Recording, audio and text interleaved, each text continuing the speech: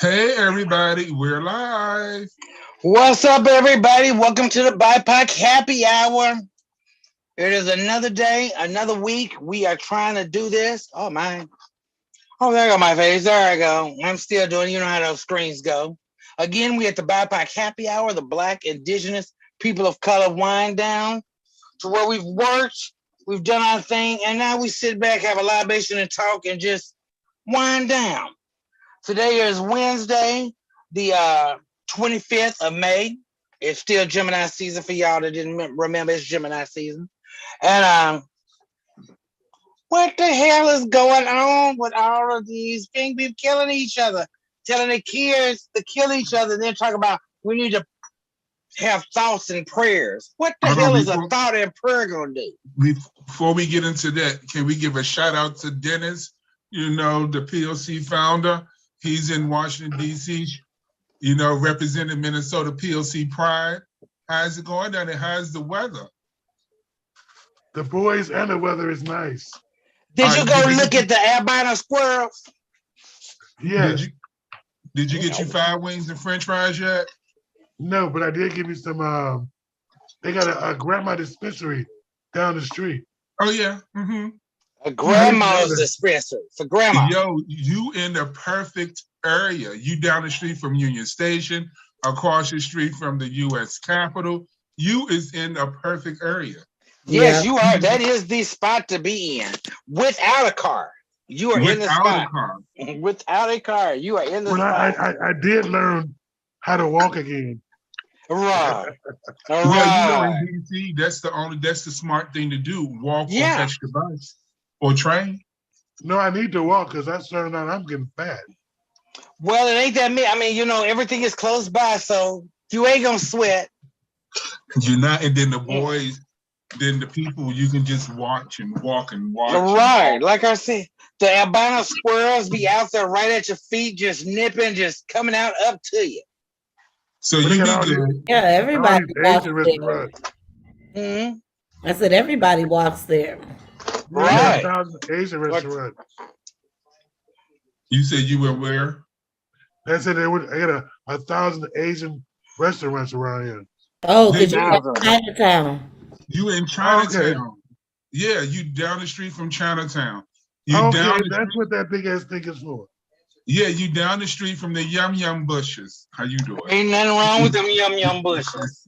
There ain't a thing wrong with them, bless me. You go on 8th Street, you go with all the boys that's where all the food at, some good food, nightlife, 8th Street. That's the original, like they had in New York, Harlem Nights. That's like something like that. Or 8th Street's all black, just have chocolate. It's all chocolate. Just eat it up. Remember, you on vacation, and we expect some vacation results. Make sure you go to the fireplace. Actually, what's the day? Thursday? Thursday. It's a happy hour. They already having happy hour. Today is Wednesday. Today is Wednesday. They still have it. They having it on Wednesday. Wednesday. I mean, the fireplace is always jumping. It's always somewhere at the fireplace. The fireplace is the best gay watering hole in DC. Yeah. You don't even drink, so that's even better. You can just say, can I get a cranberry juice or whatever you may do. But yeah, fake it until you make it. Downstairs is for the older professionals, the judges, the lawyers, and those with everyone. Everybody networking. Downstairs, that's the fire. That's the older crowd. Upstairs is where the younger crowd be. Yep, I did both of them. Yes, you should do both. You should do both of them. Go in there smiling and show your pearls. Before I was married, I used to go be downstairs, and then I bring my professional upstairs. Show them off real quick. Let the kids see. When you're young. Let the kids see who you with, and then leave the tip on out. Real quick. You don't have to have no conversation with them. And then if you go to fireplace, the food over there, you can go to DC Cafe and go get your bomb meds gyro. Then, or you can go over to Antonio's. There's a pizzeria downstairs in the basement. Shit is fire. You can go Again, there. you ain't got to drive to none of this. None of that. You can walk up to the corner and get you some condoms for them albino squirrels. You know, yo, it's just so I just miss home so much. I stayed small when I was home. Because you was always on the go. Always on the go. Always. Never sitting down. Yeah, That's what happens when old age kick in. Even the older people, about it. Even the pioneers walk around in DC. Yeah, well, they got places to go. They got things to do like in they DC. made the city walkable. You know what I'm saying? Right. Everything is walkable. Neighborhoods, you know? Yeah. All the sightseeing stuff is easy. The only thing sad is they took DuPont Circle. See, DuPont Circle was the known area for the LGBTQIA people. That's where we lived. That's where we hanged. I mean, my friend lived in apartments over there and stayed up on the 6th floor or something like that. Yes, and then Pride come around, all the buildings decorated, parties and but that's not no more. They done gentrified it, you know, straight people done came in and took over. You know what I'm saying? So they done closed all the clubs down, the bars. It's just not gay no more. It's not happy. I mean, no, ever since that cigarette ban and they stopped everybody from smoking cigarettes and everything just changed. It went crazy. Well, the cigarette ban didn't stick with too many people. They still went outside and smoked. So they wasn't tripping off of that. It's just that they just took over shit. They just took it over. Yep. They just took it over. I swear. Goddamn Republicans. That's what Republicans do. You remember Pride back then, Ray, when all the parties, it was just one building across the street from the Pride Pit. Yes. And it's an upscale building. But when I say every floor had a party on it, on every balcony, yo, Pride weekend, man. Made it to one of those. We went to one of those. We did go to one of those in my early years. Down. But you in the hotel, Dennis, where they have the biker parties at the leather parties, the fetishes, different things. That's where they usually host that at that hotel. So you going to take the blue pill early so you don't fall asleep. I'm just saying. Whoa. Please enjoy yourself. Have some fun. Please enjoy yourself. You need a vacation. When you get back, you have a new life waiting on you. You should be woosawed. You should be like, woo. Yes, I needed that. Right. So let me go take a shower in my new abode. Just be careful if you're doing any of those apps or anything like that. They are known for robbing you for that type of shit. So be careful as far as that. I'm gonna keep it real. It sounds good, but it ain't all good. Because not all of them gonna rob your goodies. Right. So just be careful with what you do. Anywhere you do, wherever you go. Right. Because they will rob I say you. just take a stroller, just go outside and have fun, come back home. You be ready to go to bed. Or go to the bar and meet somebody like the old days, like in the 1900s, No, that was the 1800s. In the 1900s, they had stopped all that meeting. They met in the park around the tree. Yeah, around the tree and on London bridges. And we're doing it in the park. Doing it. I'm just saying. Dennis, don't be afraid of them. Don't let us scare you. We know you timid and all that kind of stuff. Don't let us scare you. But have fun.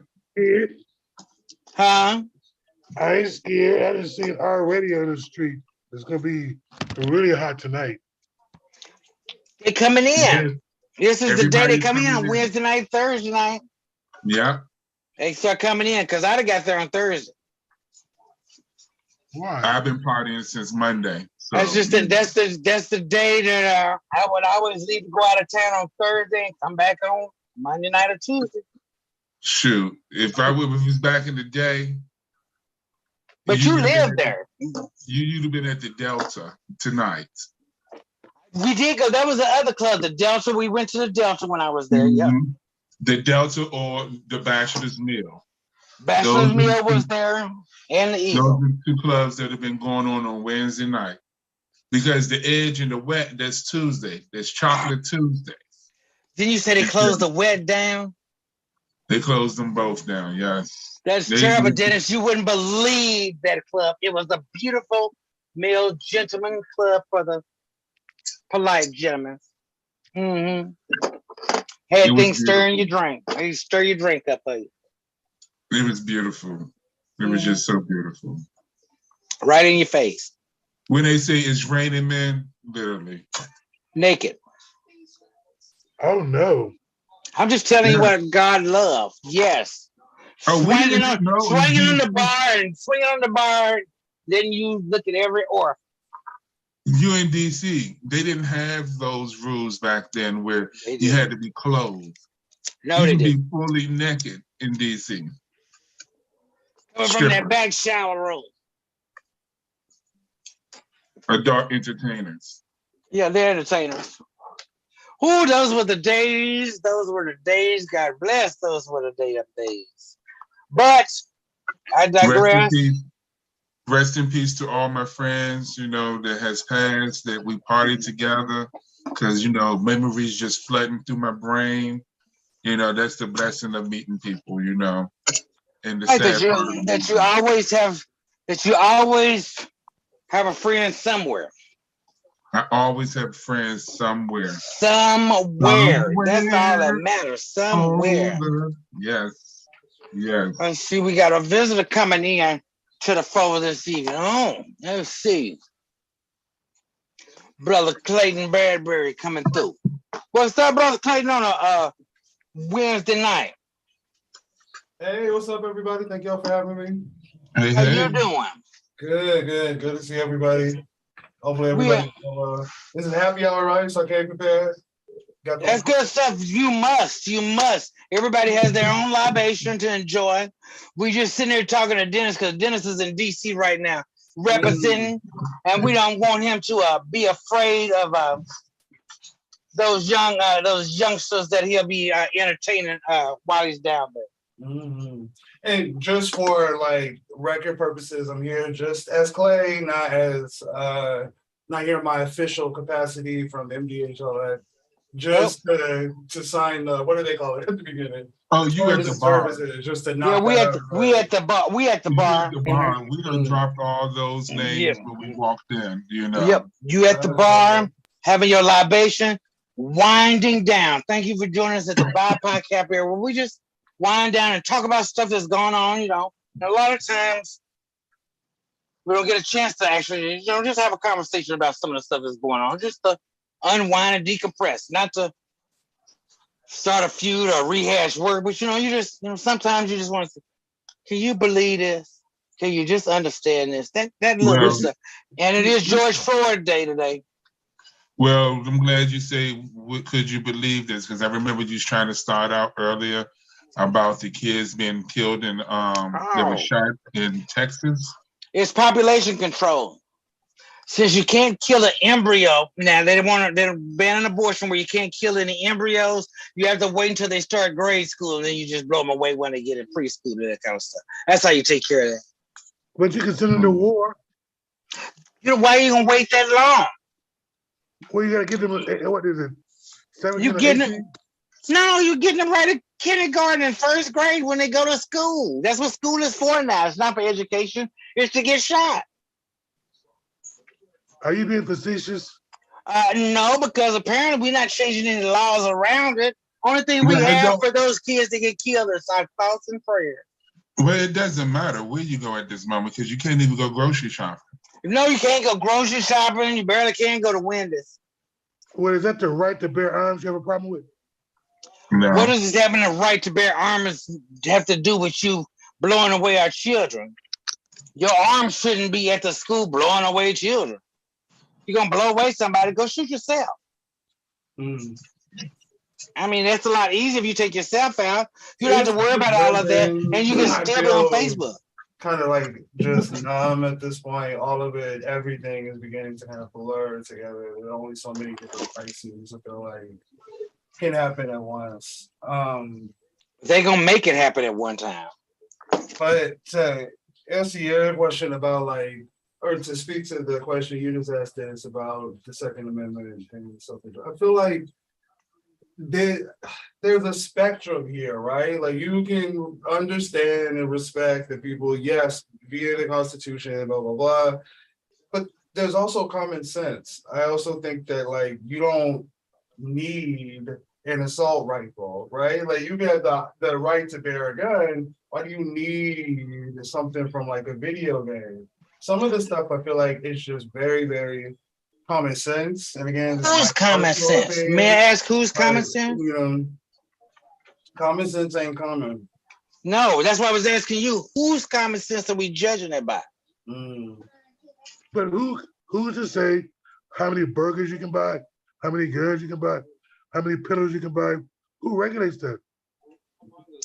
Congress does when they set laws because every gun that little 18-year-old boy had, including the vest, was all legal.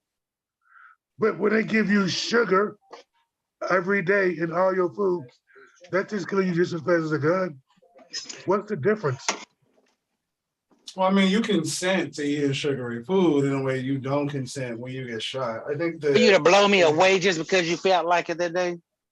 No, I'm not saying it. There needs to be more stuff in place to where like, and I feel like the nuance, like not here in this conversation, but in general, when people talk about this, especially when you watch it through the lens of the media, is that you are on either of one or two very extreme sides. Either you hate guns, there should be no guns in the country, yada yada yada, blah blah blah. The Second Amendment is bullshit, or you are like a gun-toting redneck who only is invested in guns and gun ownership is their personality, yada yada yada.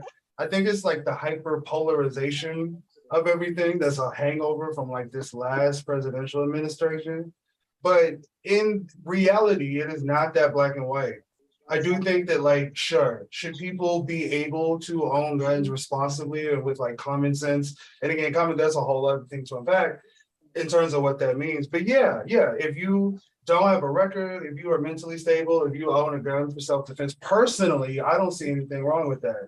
What I do see wrong with is mentally ill and radicalized 18-year-old white boys getting guns that belong again, like in a video game. So there's no, even if you hunt, there is no deer that you need an assault rifle to take down. There is no animal. There's not the safari. This is nothing like, and that is how I feel. The nuance gets lost because everybody politicizes these things. It's a lot.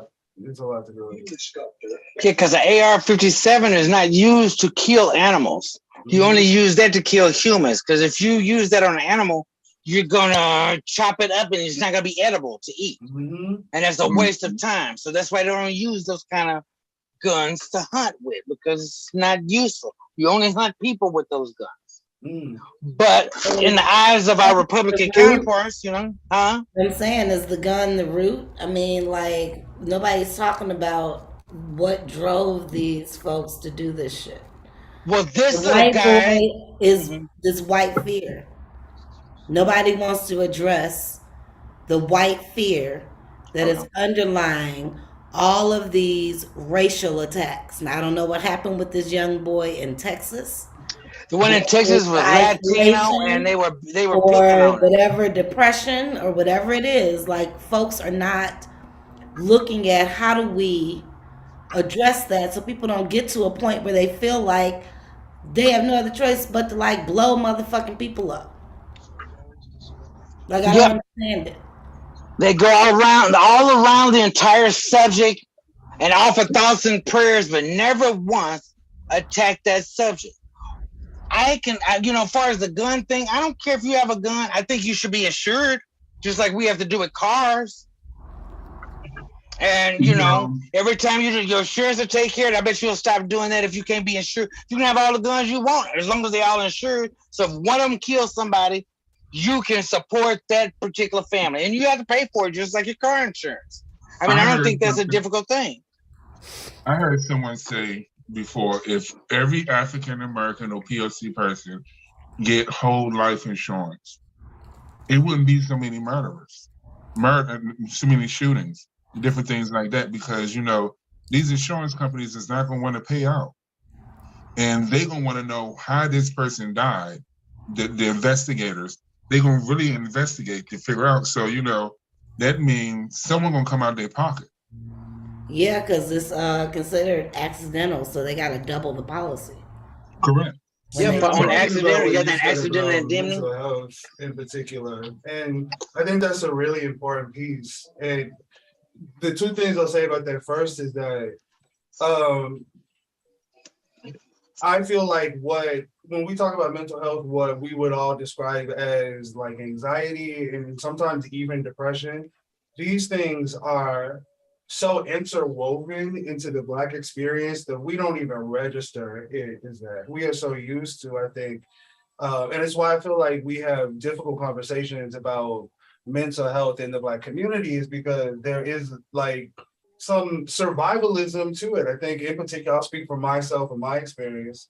Like I didn't come from a lot, I wasn't raised by my mom or my dad. And if you grow up without, there's some part of that stays with you. And that's not to say that every Black person grows up without, but that anxiety, whether it is because a police officer or you are waiting to hear back about a job offer or But we made whatever, out here it's just shooting so people. built into the Black experience that we just don't quantify it as such. And I But think we I'm happy to hear just anybody bring up mental health in public spaces, because I do think it's something that we should talk about more. And when it comes to like these white male shooters and mental health, I need us to keep that the narrative and everything surrounding this same like energy about their mental health and all of that. We have to keep that energy when it is not like I'm not. think about But this see, with like no, George see, Floyd's counterfeit $20 bill and all this.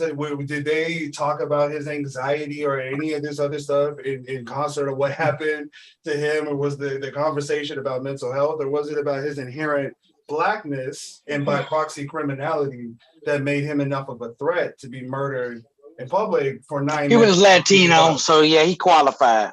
he qualified, but Yeah. about this mental health stuff, no. See, we don't use those type of excuses if we're doing something wrong. You understand what I'm saying? Like you said, we have the world on our shoulders. Me being a Black man, I have to walk out this door. I'm Black, as you can see. I'm dark skinned.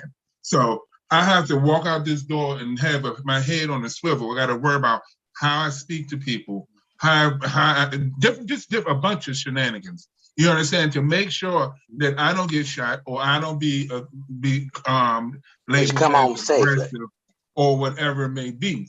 You know what I'm saying? We don't use that and just go and shoot up a school or walk into. There is no cases of Blacks shooting up schools. We don't go into Hy-Vee and go shoot them up. You understand? Because we know that's who predominantly goes there. Or Whole Foods. You feel what I'm saying? We don't do that, and we go through shit. We don't have money like everyone else. We, like you said, some have mothers, some don't have fathers, some don't have mothers or neither. We go through shenanigans. We go through shit. We will go through real shit. But you won't see us do what they do and holler mental health, or it was something wrong. That's the first thing they use when they do something. But that's called white privilege. I mean, they had that from the beginning. How do you get past that? It shows, that's going to take a lot to get past that, especially, they grew up with it, they've known about it, and it's very difficult to them to get them to see it and change about it. The question But is, however, what's not what they going to do, is what we're going to do. We keep worrying about what they doing. We know what they doing. They've been doing this. They're doing the same thing they've been doing forever. We just keep trying to turn the cheek. I will say I learned recently that I think, and I don't quote me on this, people are gonna call it, people watching this.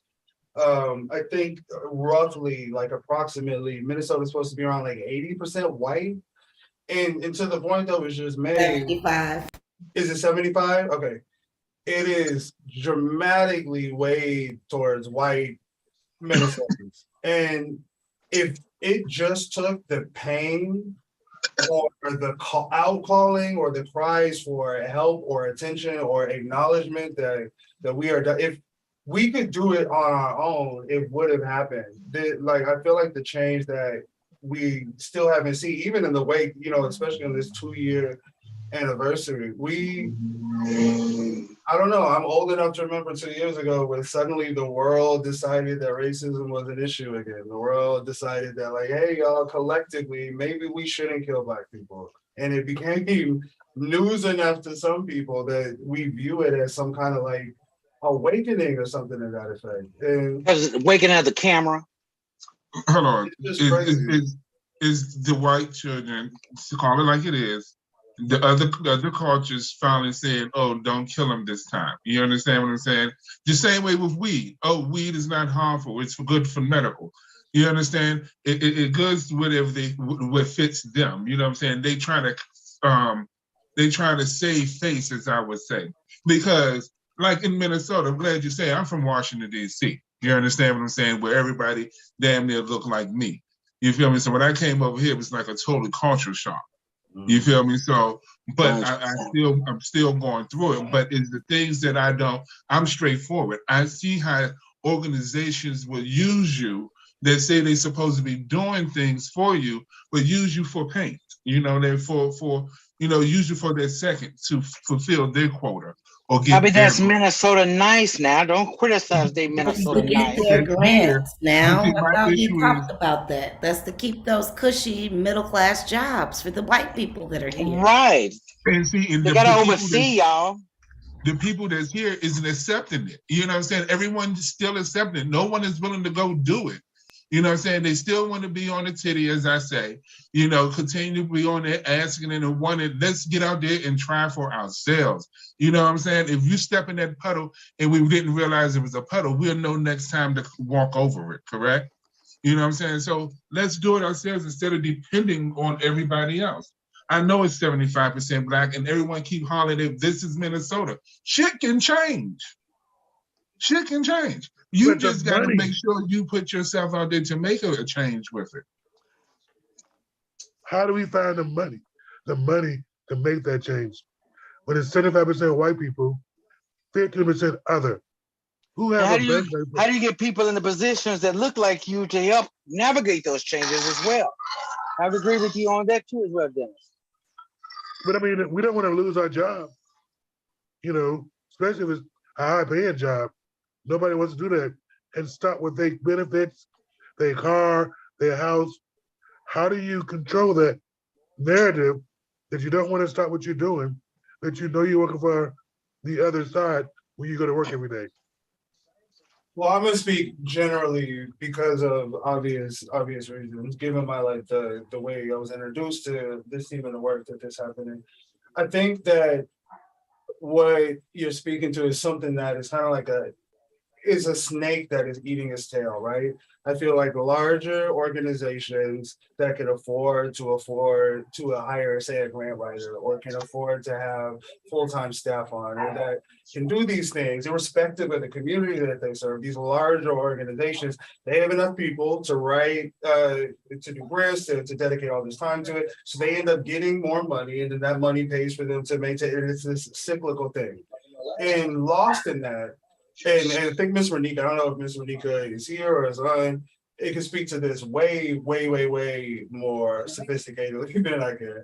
But lost in that is when there are organizations that are smaller that actually work in and for a community, and especially that have come from the ground up, were not created as the result of either the government or some larger organization saying, hey, here's $50,000 to go create this. When you create something where nothing has existed for a community that is so frequently and almost always ignored, marginalized, it makes sense that you don't have it. And that is where we talk a lot about inequity. And this is one of those fundamental inequities. And I think it means that if I had a perfect world, right, and this is my personal opinion, I think it means that we need to reevaluate parts of this process. Are we in this is RFP thing. I think is Miss Renika is much more qualified to speak to, but I think it bears at least examination. Is this equitable? Are we affording the same and equal chance to get this money to smaller organizations that may be as, if not more important to the people we're trying to serve? Do they have an equal shot versus the people? And to be honest, a lot of white run organizations that have higher budgets and that cater to white audiences and can afford to have a grant writer and an editor and a consultant and etc. Is that a level playing field? I don't know enough No. about it But I'm gonna to give say an this. informed opinion, but it seems like not. Well, I'm gonna say this though, because the one thing that I noticed with these organizations, these well-funded white organizations, they were given grace and early investments. Okay, Outfront didn't get to have the large staff and all the programs that they run right now, starting right off. No. Same thing with Take Action Minnesota. These organizations got grace and investments, intentional investments in the beginning to grow them. And they have been around getting these types of investments for well over 20 years.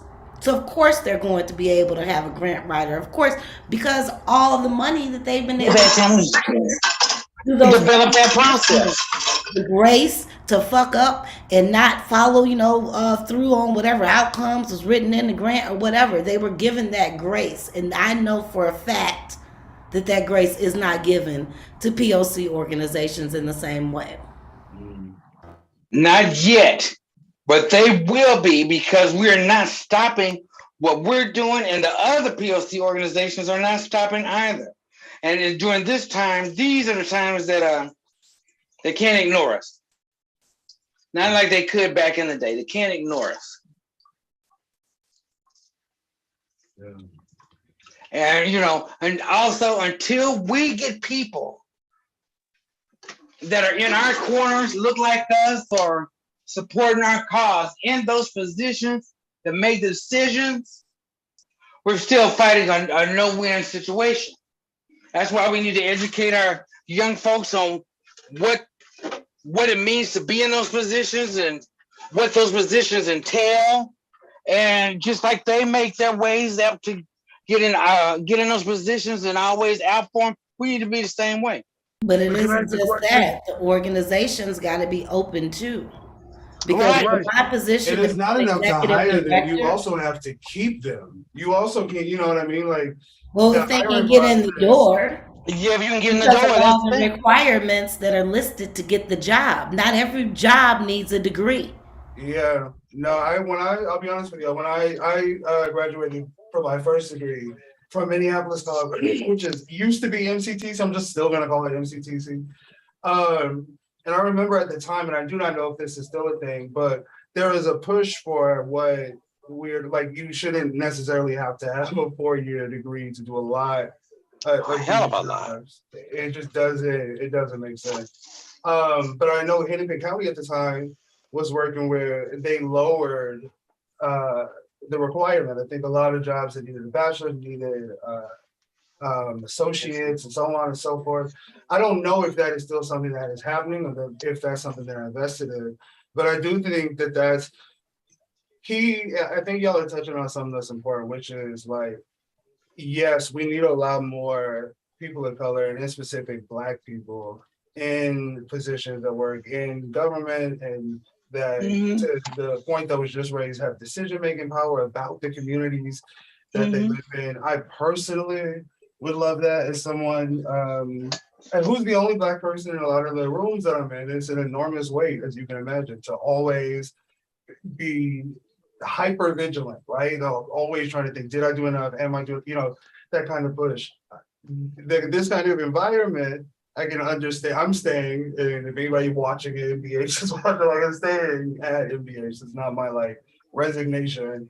But I can see how other Black professionals may not have the patience to stay long enough to make these changes that we're discussing. So I agree on both points. Yes, we need clearer pathways for Black people to be working in government and just other positions of communal leadership where they have more active decisions over their communities and what affects them.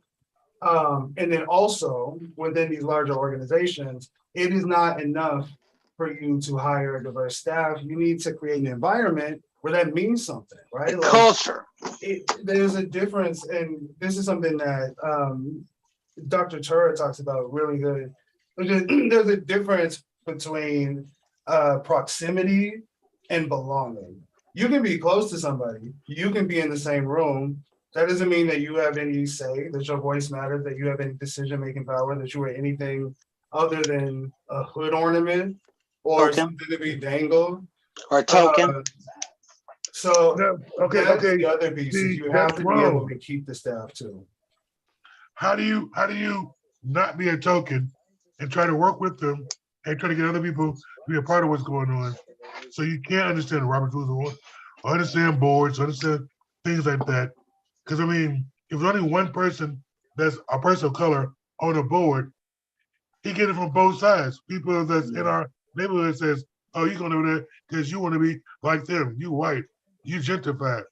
When Takes somebody to start it. Somebody's got to start that, just like everything else. How do you, if you don't get no bagging from your peers and say they want to talk about you too, you want to quit that position because on both sides, you're not getting anywhere. Then you quit, just like I did. Honestly, yeah, I understand what you're saying. That's kind of what I'm speaking to. Is like, I can understand. To answer your question, Dennis, I have no idea. If you find out, let me know. What I will say to it is that the way that I have approached it, and I think this helps by, we recently got a new assistant health commissioner who is a Black woman and who's very, very interested in getting involved. She works in community and she is just fantastic. She is great. And I think a huge part of this is, if this wouldn't be the case, right? This wouldn't be something we would have to navigate if being the Black person in those spaces wasn't so abnormal to begin with. If there were more Black people in those spaces, it wouldn't be incumbent upon the few to take on the responsibility of the many, right? For the few to be the ambassador for an entire group of people. And Black people are also not a monolith. I want to like make that clear to any, I was gonna say, white person or confused person on that listening to. We can talk about the Black community, but it is not a single cell organism, right? It is not this monolithic thing. There are so many different communities, like the same with any community. So I do want to add that too. But yeah, what it takes, I won't get too deep into my personal experience, but what I will say is I have found having Black mentors to serve as like almost like an external accountability thing, somebody who doesn't work for that organization, who doesn't benefit from, who has no ties, right? Who has no reason to be anything other than objective. And then on top of that, identifying people who support you and who, you know, have your best kind of professional interest in mind. And being able to bounce that off them, or if you have those moments of crisis where you wonder, am I doing enough? Can I, you know, I have many Black mentors. Most of my mentors are Black women. And in those moments where I have this like existential, let's be honest thing, where it's like, am I doing enough to be able to go to women who have been doing this for decades and to get their insight and advice has been a godsend. So that, I know, you know, isn't like the case for everybody, but that has been how I have survived it, is by having amazing, and any of them are watching this, I appreciate y'all. But yeah, that can't be the case for everybody. So I don't really have a satisfying answer to that. But how do we work this thing out when people don't understand how to even start a business in America? What it takes, what you have to do. They don't even know they got to go to Secretary of State. Get this, get that. How many people of color can navigate that whole system, maintain taxes, maintain what they need? Hold on. They can't know something that they never was taught. You understand what I'm saying? These A systems lot of weren't people, built our for people them. was They not were built taught at their that. exclusion, right? Like these systems were built specifically to exclude Black people. That's And Right. how they we talk started. about this All of like them. kind of ancient Yes. Mesopotamia sometimes, but less than 100 years ago, Minnesota was a very, very different place, right? And it both is and isn't. I think things are, obviously more advanced, yada yada. But I think the most, and I was just talking about this recently, I think the most insidious thing about the kind of racism here is like if you go down south, like people, will have certain Blatant. flag, the Confederate flag, and this and that, and you'll be called a nigger with a hard ER and this and that. And they wear Look you in the their face. racism on their sleeve, on their bumper sticker. Mm-hmm. Here is the converse of that. Here, I think we have this like regional predilection for being polite, that Minnesota nice. yada. You don't, That's there are things bullshit. here you Yeah. just don't discuss that are not just like good. And that's one of the reasons why we are sitting at this 2-year anniversary is the state has so much difficulty dealing with icky topics or things they don't want to talk about. If we don't talk about it, then it gets where it's just this self-fulfilling cycle. But I think I cut somebody up. I apologize. But who's talking about it? For what I'm saying, there's no one. You No understand? one that looks like you.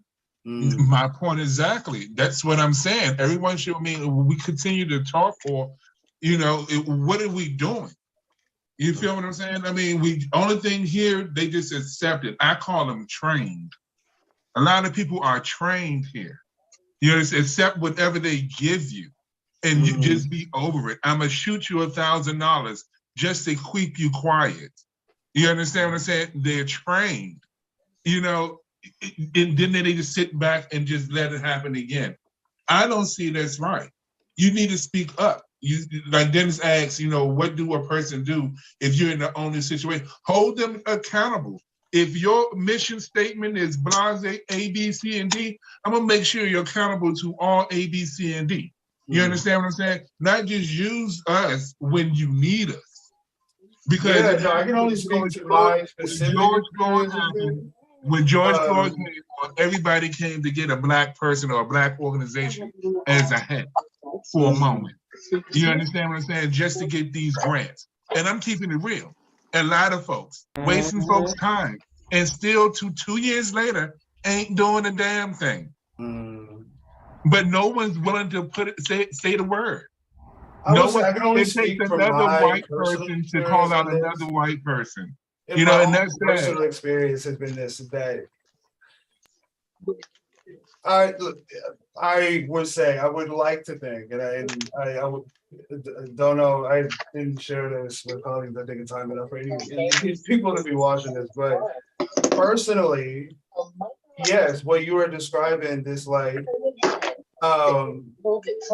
having this like compulsion within you to always to question, to realize that systems are the result of like America's dark legacy, racism, all that stuff. But it's difficult. I'm gonna be honest with you. I can speak again only to my experience, but I have found that like identifying allies has made that easier should it take that, but within spaces. What I can say about I'll say this about myself and the Black people that I know working at the state. It isn't a long list, but I'll speak about the people in leadership positions, et cetera. And I think in our new assistant commissioner, have someone who isn't really willing to accept that because this is how it's been done as a rationale for keeping something that may have like outgrown its relevance or usefulness and for today. But it takes a lot. I would say, this is something I've been going harder to pay for since before she joined, making noises. And we have an entire branch built into the vaccine response that is just consists of people working in like the African immigrant, the Asian Pacific Islander, your Latina, your African, all of that. And that work has been incredibly strong. All of those people belong to those communities, right? We have like people who belong to our Latina community, working in our Latina community. And having leadership, I will say, And especially like the way that I feel like she has expressed herself has been helpful. You know, when you see leaders and it becomes less of an abnormality, right? Like the kind of noise that I know that the teams that I've been working with and the teams that I lead carry, uh, yeah, it's good. I think obviously work can always be done, but that's why I spoke to the importance of, and I look, there are not that many Black people that work in my immediate sphere, which is why you keep hearing me circle back to say that like hiring more Black people, I think would help with a lot of this.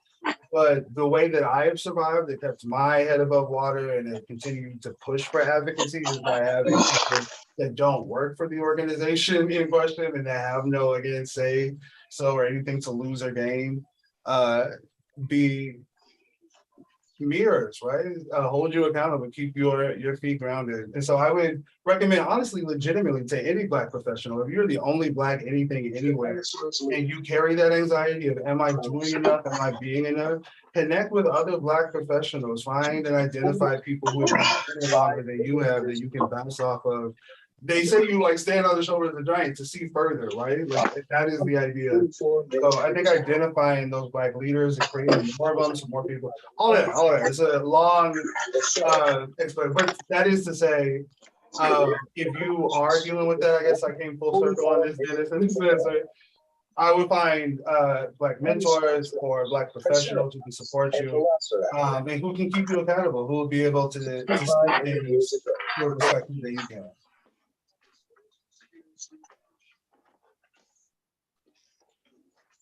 Ray, Well, mute yourself. say what? Oh, okay. I thought you was busy. How you doing? Oh, I'm still here, baby. I'm still here. I'm listening. You know, again, once we can, and thank you, Clayton, for that. Especially from a perspective, a younger person's perspective compared to me.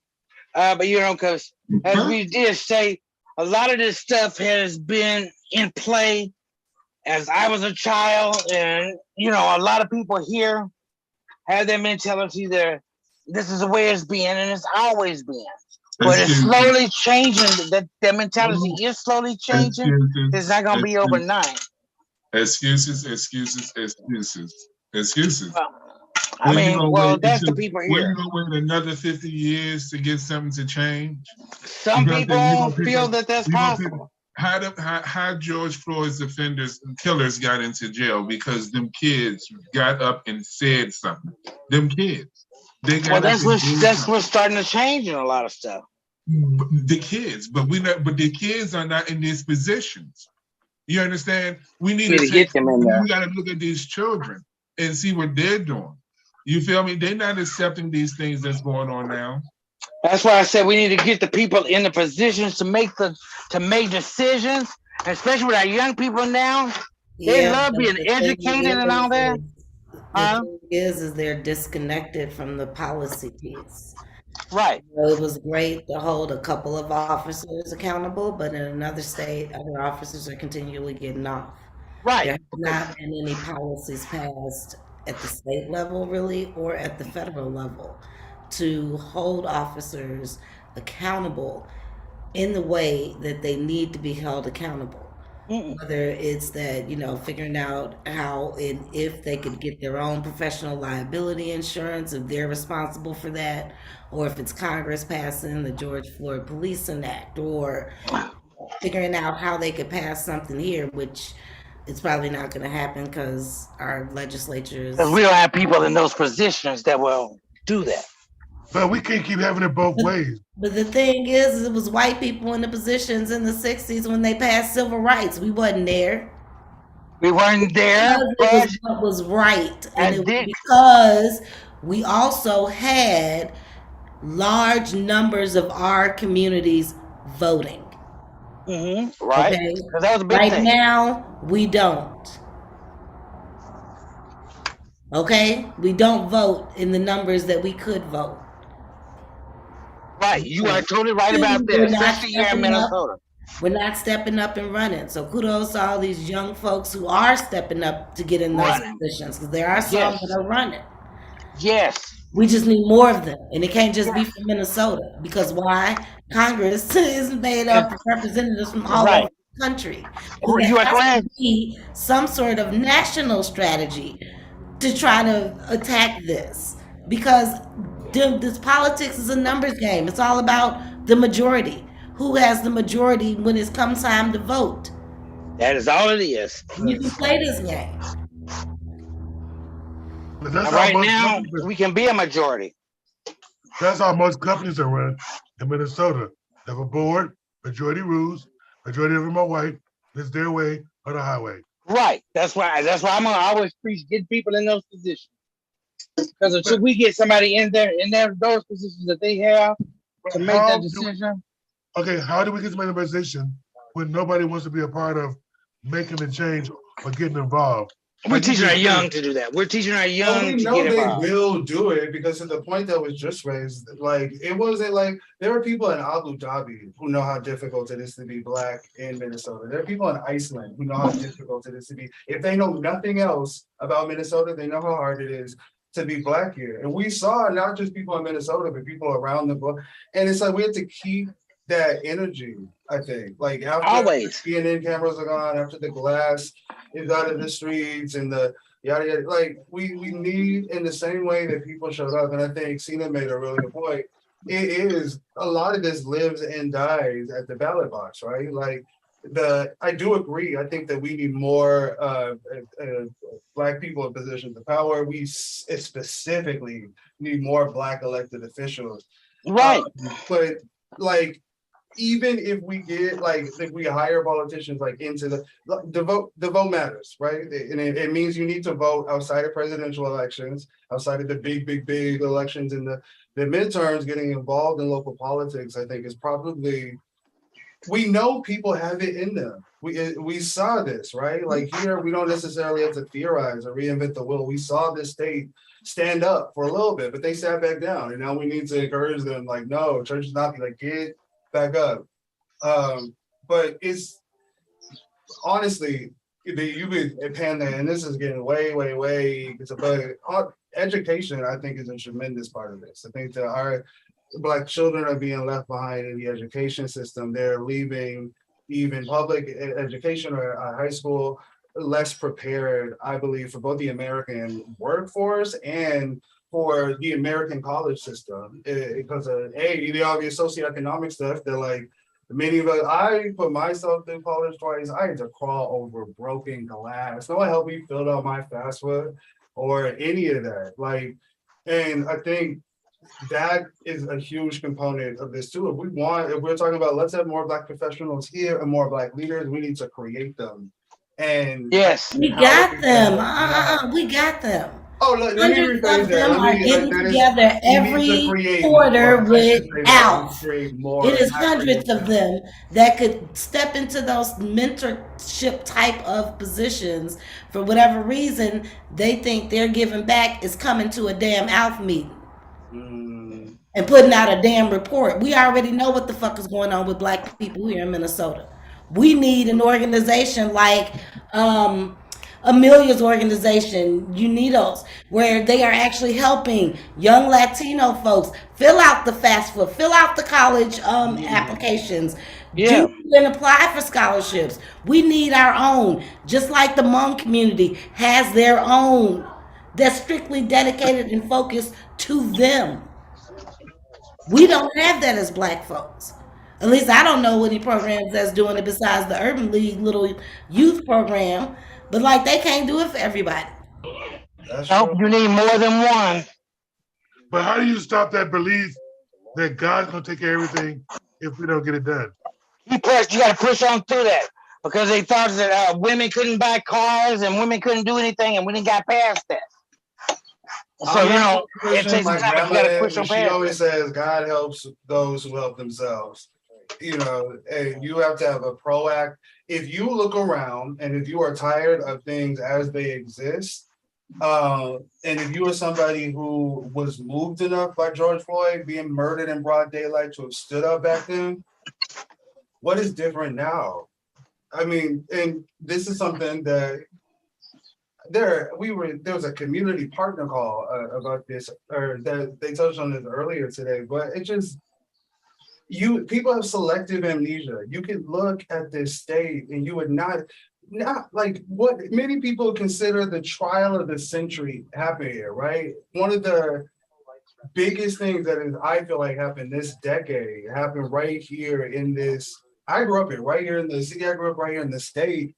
And looking 2 years later, I'm thinking back to all of the platitudes, all of the calls for action, all of the ideas and the suggestions. And maybe I'm out of the loop and this exists and I'm just not tuned into it, which is a possibility. But I just don't see the same focus. Until Caucasians co-opt the game and complain, we don't want to do anything. We want to jump in the bandwagon and they start speaking about do this, do that. Until the white people call out front or women out, nobody else did. As much as we complained about it for years, But that's nobody said one. They can't because they guilty of the same shit. That's why they can't call them out. I wrote a report to Outfront in 2013 about strategies and some recommendations for working with people of color. That shit sat on the damn shelf like every other report. Oh yeah, it sat If they there. wanted to do it, they would have done it. And yes, like Bobby said earlier, after this happened with George Floyd, everybody wanted to uplift black people. They support black lives and all this other stuff. And again, Ain't like nothing Fabian changed. said, what's happening now? I'm sorry, I don't trust the white folks here in Minnesota like that. I don't No, care. because it will change. It will change immediately. This I don't you have state to is stay still vigilant. almost lost, not once, but twice, to Donald Trump. Okay? Within margins of error. Which makes no sense. So, what happened in Buffalo could very well happen here. Why? Because it's crazies in greater Minnesota and probably in this metro area that Oh, think yeah. like that young white boy did. They came and yeah. shot up the young protesters back in 2015 when they were at the 4th precinct. Oh yeah. Like I told you, you have cities nearby. These are sundown towns, literally. That's in between around the Twin Cities. It's literally sundown towns. So I mean, what do you expect? Everyone, I feel like I'm in the movie Get Out. Every day, I feel you, Bobby. Every day. When somebody's hitting a coffee cup and hypnotizing y'all. No, I don't think it's that. I think it's that, based on the atmosphere that he lived in, always having to be, the white family always rooting. You at my home now. What do you see? You there. What do you see? You see people that look like you. What? Let me know. It's a chocolate city, Bobby. So, yes, I do go outside right now, and everybody that I see, and I did see a few cops on the street. They were Caucasian, but I see some black ones too, more than I see in Minneapolis. It is So nice. Yes, to come shout in out at to the the mouth. boys in the uniforms out there. Because I don't hate police officers, I just hate some of them. Yeah. I don't mean- hate them. I just don't trust them. Everyone's I've had my experiences with some of them. That's why I use that. Well, I was catching the bus once, and the police got me on the bus, and I still got scared. Oh yeah. You probably wasn't even driving. I was Saw on the the blue bus. right. On the bus, ride. The police started following the bus, and everybody on the bus got nervous because Right. Ain't none of y'all driving. ain't none of us driving, but they keep saying the transporters are following us.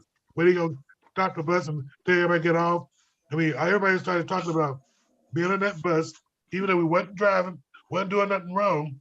As soon as the cops started following that bus, we got paranoid, just thinking about what he could or could Instantly. not do. So I'm like, why do I get that feeling?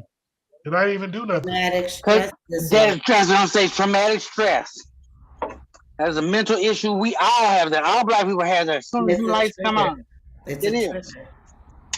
Triggers What you say what that anxiety. called, Tina? Post-traumatic stress disorder. And But when uh, that but happens, it's a trigger and it triggers your anxiety.